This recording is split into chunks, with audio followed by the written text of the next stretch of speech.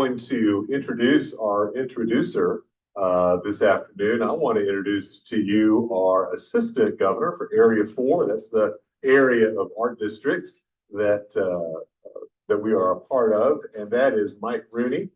Mike is a familiar face to many of us because he is past president of our sister club here in Dunedin, Waterside. And in fact, they liked Mike as president so much, like we liked Dave Kelly so much as president, that they had him be president for 2 years running, particularly during the COVID years. So and I asked Mike, and I think like many of us couldn't quite remember how long he'd been a Rotarian. Thinks about 8 years. I think about, for myself, about 7. It's always sort of fuzzy, so I get the fuzziness about that. But great to have Mike and helping lead our area, and certainly our connection to our good Rotary friends and siblings there at Waterside. But Mike, come on up. Welcome.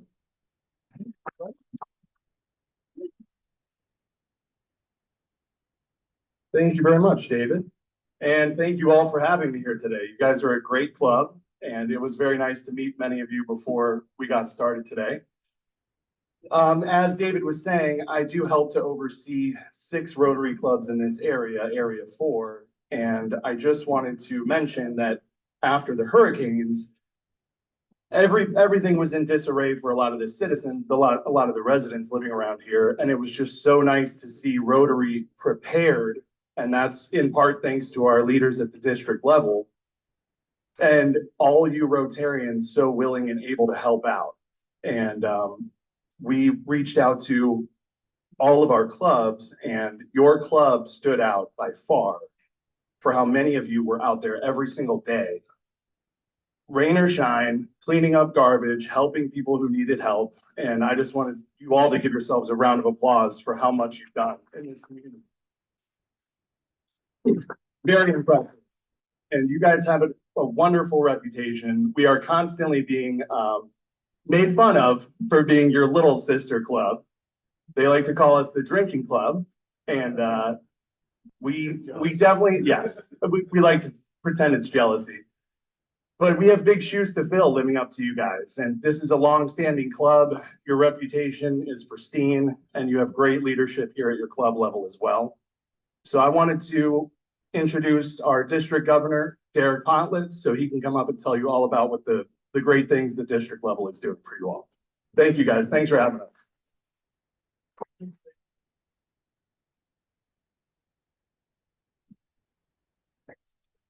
All right. Appreciate it, guys. Thank you. So first visit to your club. So that's I've tried to visit some of the other clubs throughout the district before I became governor, but didn't make it down to you guys, unfortunately. Probably because you're just awesome on your own. You didn't need anybody coming by to see how awesome you were. So you guys doing well? Doing okay after the hurricane? Things starting to get back to somewhat normal, maybe a little bit. Yeah, maybe a little bit. Okay. You having fun at least? Okay, that's good. When I was a kid, I used to have fun a lot too. I had this thing, I would roll down the hill in a tire. Yeah, those were good years.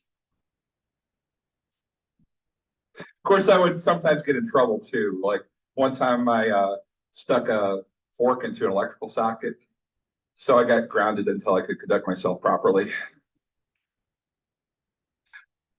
For anybody that's been to the district events, I told you guys I was going to tell dad jokes every time I spoke, so you're not immune from that either.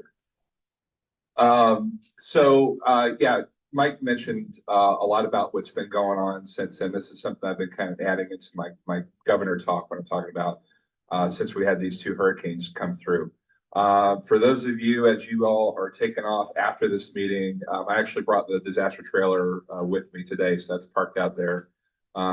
We'll see if I get towed or not, because I don't think there's a really parking spot that fits my truck and trailer, but I have that out there. We've been out deployed and doing stuff pretty much every day since the hurricanes that have come through. Obviously, we saw quite a bit of storm surge damage that came from Helene, and then the 1-2 punch with Milton added a lot of wind damage and some other issues that we've been dealing with. But I was super proud, like to echo what Mike said, I was super proud of all of our clubs coming together. Right after the storm hit, I got together with past Governor Chris Casella. We're like, okay, we got to mobilize. We got to get with everybody, see where they need help and try to gather volunteers. And before we could even make the first phone call, we saw clubs are already responding. They were already taking care of their members. They were already taking care of people in their communities. We didn't have to do a thing. We didn't have to lift a finger, lift a phone. You guys are already out in the field and take care of business, and you have been ever since then. That's truly what embodies what it is to be a Rotarian. And I'm so proud of you all, and thank you for everything that you've been doing and doing that. We truly have to make sure that we are helping the helpers. And you all are the lifeblood of charity within this community of helping people that can't help themselves. And that's what I love to see, that you were out there helping each other and helping other helpers, helping first responders so that they could in turn go out and help everyone else. So you guys are doing a fantastic job. Keep up what you're doing. The thing I kind of going around and talking about this year with all of the clubs is a focus on that, focus on the membership aspect of it. So it's funny that, if you look at it business, there's a lot of parallels that can be drawn between how Rotary works and how business works, right? And there's something to be said about member acquisition versus member retention. Same thing with a business, it's customer acquisition versus retention. And everyone knows which one's cheaper, right? It's cheaper to retain a customer than it is to acquire a customer. So membership works kind of in a similar way. We have a pretty good name as Rotary. We have a good reputation, been around for, since 1905, 120, almost 120 years. Have a great reputation within all the communities that we're in. And I think we're doing a pretty good job of getting people to come visit, come be part of Rotary. But the question is, what can we do about the backside of things? Obviously, we're always going to lose members for one reason or another. Life happens, right? So people get sick, people pass away, people move away, their life changes. So those things we're not going to be able to control. But there's a good portion of people that leave because they don't really feel like they're getting out of Rotary what they thought they were supposed to be getting out of Rotary or what they wanted to get out of Rotary. I'm going to pose a question to y'all. Is Rotary a service organization or a membership organization? Okay, so let me see a show of hands for a service organization. Okay, let me see a show of hands for membership organization. So guess which one's right? It's the second one. We are a membership organization first. Without members, no service happens, right? If you go back to how Paul Harris started the first Rotary, 1905, it was a group of other people that he knew in the community, guys, obviously it was men in the beginning. And they got together to network, to get to know one another. He was a new attorney to the Chicago area. He wanted to meet some other folks, and he said, you know what, let's have a meeting at my office. Let's get to know each other. Let's do a little networking. That's how Rotary started. It had nothing to do with service in the beginning. And then they decided that we're going to keep meeting every week, and every week we're going to rotate between different folks' offices. So that's why Rotary came about. They were rotating between those different offices when they met. But it was a networking organization. It was to meet people, and both for business and for fellowship. And then out of that grew the first service project, which was a public restroom in Chicago. And that happened a number of years later after the first Rotary meeting happened.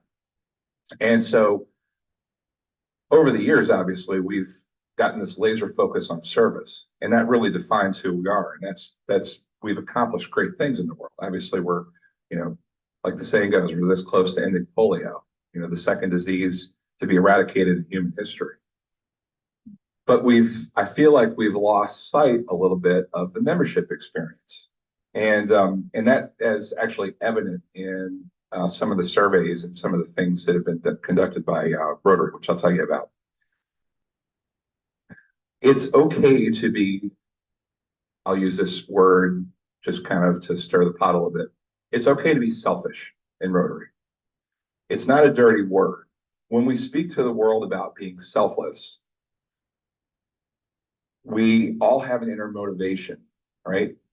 If we're doing service, for instance, that selfish motivation is what you feel when you do something well. You still have a motivation to want to go out and help people, right? So, and Lord knows it's not for the pay, right? So I want you all to ask yourself and think about this honestly. You don't have to say it out loud, but think about it within yourself. Why you're here. Why do you come every week?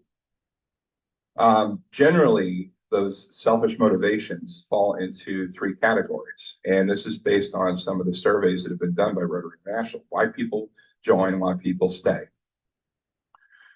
Number one is the opportunity to meet new people, to develop professional relationships, develop personal relationships, to develop yourselves personally and professionally. So it's for that networking per se. It's some people, it's for the younger folks, it might be for their business. From the older folks who don't really care about the business, they're retired, it's to meet new people that they wouldn't have met otherwise and get to hang out with them, right? So it's that opportunity to meet people and, again, develop themselves in personal and professional ways. Number two way is fellowship. So the hopeful conclusion to meeting new people is developing friendships with those people and being, actually wanting to come and hang out and bust each other's chops every day when you meet them for lunch, right?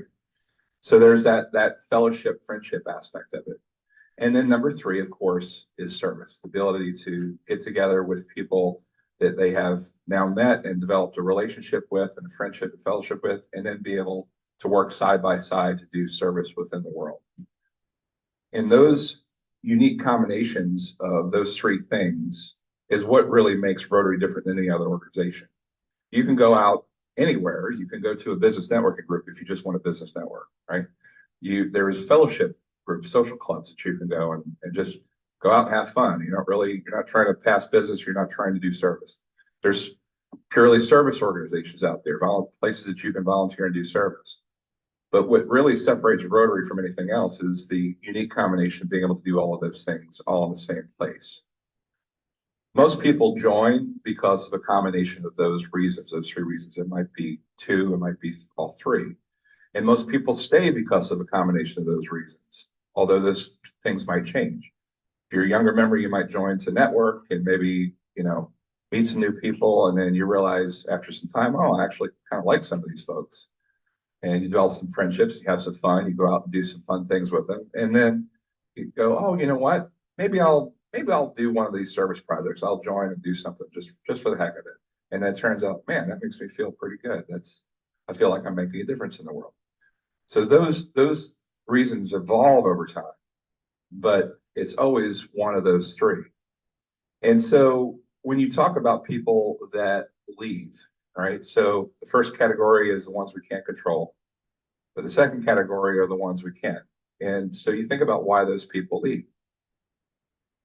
So most of those people, again, if it's a career choice or maybe somebody has to move for their job, that's out of our control. But the ones within our control, they're leaving because they're not getting fulfilled in one or all of those aspects. So maybe it's the younger member that wanted to network and grow their business so they had more money to grow, to be able to donate their time, be able to donate their money to Rotary. Maybe they wanted the opportunity to be mentored by a veteran member of the club. Maybe it's the middle-aged member, and I don't mean by age, I mean how long you've been in Rotary, that has had some friendships ruined by some unresolved conflict within the club, right? Because we see that happen from time to time. Maybe it's the senior member, and again, age in Rotary, not actual age, that doesn't feel like they're part of the club anymore, that the club's changed so much, it's not the club that they joined. Maybe it's a person that wants to serve, but doesn't feel like they have the opportunity to serve in the way that they want to serve. So our job, all of us, is to maintain value in that membership for one another. That is the number one biggest priority. like I said before, without members, none of this stuff happens. None of the service happens. There's no foundation giving. There's no, trips to overseas to do clean water. If we don't have the people that are sitting in this room, none of that happens, right? And if we're not growing, that means we're shrinking, we're dying. And that's actually what's going on to Rotary worldwide. On average, Rotarian membership is dropping across the planet. Now, of course, there are some districts, there's some clubs that are growing, but on average, Rotary is a shrinking organization. And I think it's, again, because we've gotten away from that. We have to be reminded why people join and stay in Rotary, and then maintain a club that always caters to all three of those areas. So just because one of those areas may not be important to you in your particular place in your membership or in your life, doesn't mean it's not important to the person that's sitting next to you. When you do that, less people leave, more people join. The atmosphere becomes infectious. You don't even have to invite people at that point. They hear about this vibrant club that is continuing to grow, and it's got all the movers and shakers of the community in it, right? When less people leave and more people join, yes, of course, the service that we accomplish is greater, but we also improve the experience. We also improve those three pillars of Rotary. There's more networking, business opportunities. There's more and better fellowship. There's more opportunities to serve the way each Rotarian wants to serve. And of course, we make a greater difference in the world. So let me ask y'all a question. Do you guys consider yourself a big club, medium-sized club, small club, medium? You sitting at, I looked, as 38 members, active and honorary. I think there's 8 or 85. So what's your idea of a big club? 100? 250? Okay. So the biggest club in the district actually happens to be my club. We're sitting at about 150 members. I think we're 149 or 150. Second biggest is Rotary Club of St. Pete. They're at about 128, last I looked. Rotary Club of Atlanta, not too far away from us, they're over 300. Rotary Club of San Diego is over 400. Oklahoma City is over 500. Rotary Club of Birmingham is over 600. Does anyone want to take a guess where the largest club in the world is?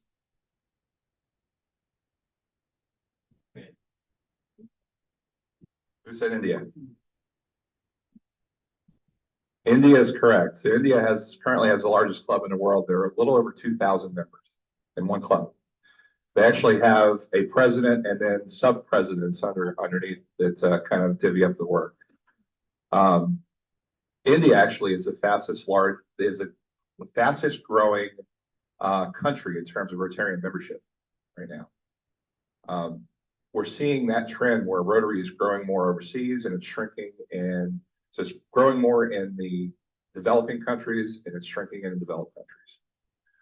There's a lot of theory behind that, whether it has to do with, the developed countries have a better government safety net to be able to provide some of the social services that Rotary provides in these developing countries that, the government can't provide. But ultimately, that's what we're up against.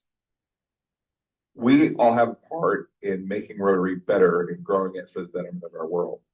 And if we can't grow our club, that's fine. Maybe you can start a new one. Maybe you can mentor some folks to start a new club. There are all sorts of different opportunities to be able to do things. There are satellite clubs. There are companion clubs, which are basically a satellite that never wants to separate.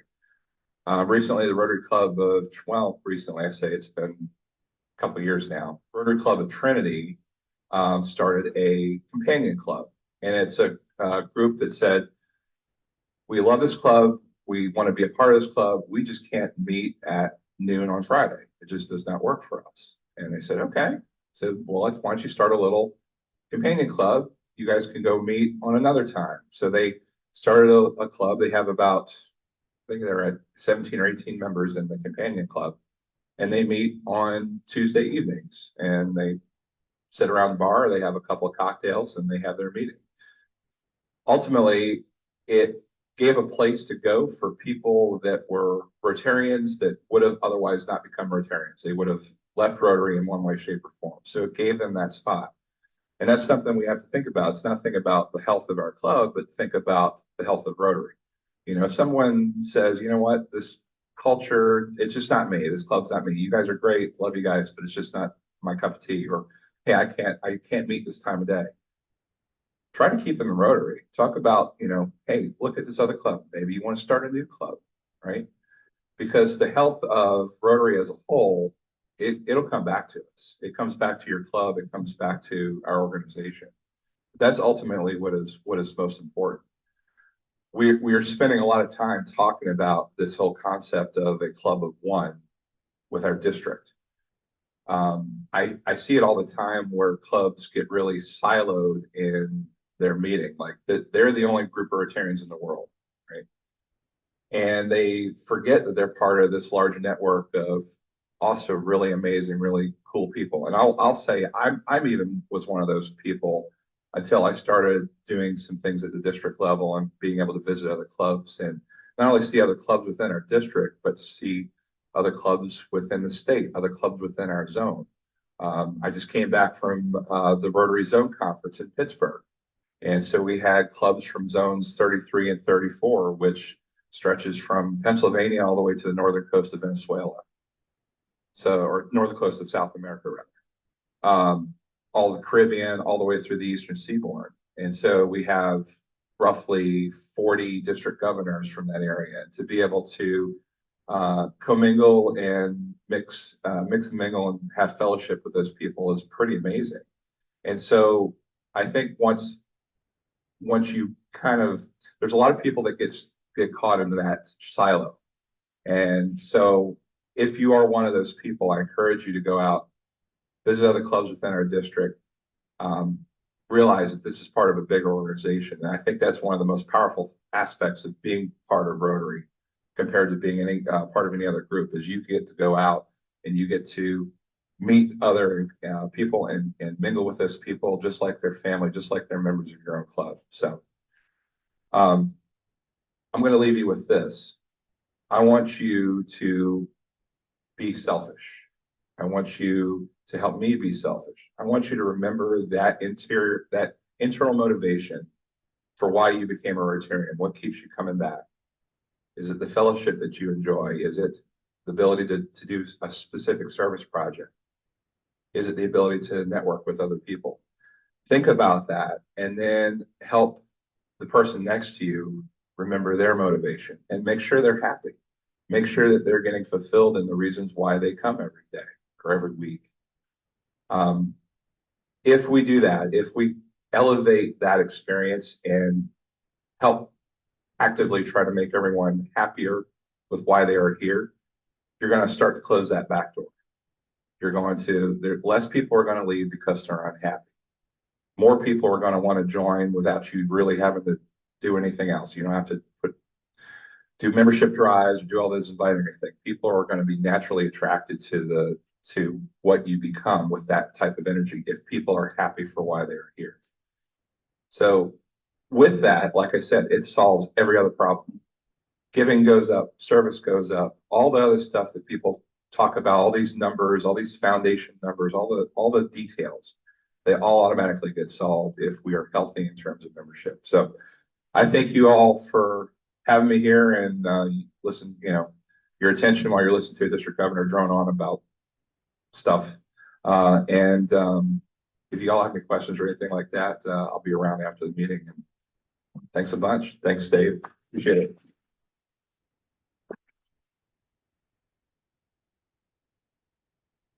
Good, Governor Pontless. Thank you very much. We'll have a seat. I know your work here is not yet done because we also have the joy and privilege of being able to have our district governor induct our newest member, Connie Johnson. So I want to invite Connie to come forward. Actually, I'm going to invite her husband, Dave, to come join us up here, as well as, of course, we had to have a cast of days. Dave Pitchford, our member. Exactly. Sorry about that. Our membership chair, Dave Pitchford, and then, of course, Connie's sponsor, Sarah Kessinger. Sarah?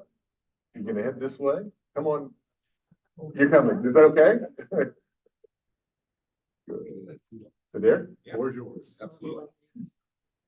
So, this, you may find out that this has a little bit of pomp and circumstance to it with this induction that I do, but I do this because it's the most important thing we can do as Rotary, which is to induct a new member. So, fellow Rotarians, it is the duty of your Rotary Club to add new members from time to time so that we not only increase the impact of your club, but also extend the reach of Rotary throughout the community. Today, I welcome to your ranks and admit to membership to Rotary, Connie Johnston. Connie, you have been chosen for membership in this club because your fellow members believe you to be a worthy representative of your calling, and also because you possess qualities that exemplify the true spirit of Rotary in your public, business, social, and private life. I wish to impress upon you that you have been admitted not only to the Rotary Club of Dunedin, but to a worldwide association, which includes 36,000 clubs, 1.2 million Rotarians in 200 countries. And by virtue of your membership in this club, you will be welcomed into the fellowship of any Rotary Club in the world. You will be joining other Rotarians who contribute their time, energy, and passion to sustainable long-term projects in local communities across the globe. Projects focusing on important issues like peace and conflict resolution, disease prevention and treatment, water and sanitation, maternal and child health, basic education and literacy, economic and community development, and protecting the environment. You are joining an organization that has used its resources to help eradicate polio across the globe. Membership in the Rotary Club of Dunedin is an honor and privilege, and every privilege has its corresponding obligations. One of the special obligations of membership is regular attendance at club meetings. It is the basic method of fulfilling the principle of fellowship and also a way by which you represent your vocation. Another important obligation is to support the worldwide work of Rotary through regular giving to the Rotary Foundation. In addition, every Rotarian is expected to perform his or her share of community and club service, and the committees of the club will afford you opportunities to give service. And lastly, by no means least, is our ideal of friendship. As you expect to receive, so give. May you be stimulated by the friendship you find here, and may we, in return, know you to be an added source of strength to the club, whose presence will help us live out the Rotary theme this year, the magic of Rotary. You create the magic with every project completed, every dollar donated, and every new member inducted. I ask everyone if you can please rise. In the name of the Rotary Club of Dunedin, I now formally admit to you membership in this club. And you are, I forgot your, Sarah. Sarah, I appreciate you for sponsoring her to sponsor Connie. And I believe you have a new member packet. So I'd like to present your certificate of membership, and the four-way test is in there, which you can display in your business. And would you be willing to pin her?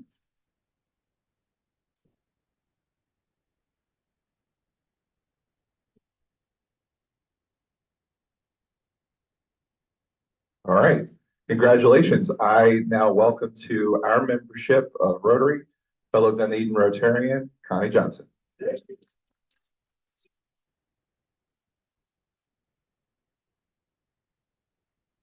I just have to say that exactly what you talked about happened. I came to my first meeting and was just chit-chatting. A friend of mine is in Rotary in Tampa, and I retired this last year and said, you have to look at Rotary. And Sarah sat next to me. And by the end of the meeting, she was like, do you want to join? I can sponsor you. So she's the best closer that you have. But I want to thank Sarah, because if she hadn't reached out that day, I probably would have left the meeting sort of not sure. But because of you doing that, it made a huge difference for me. Awesome. Congratulations. Have a seat.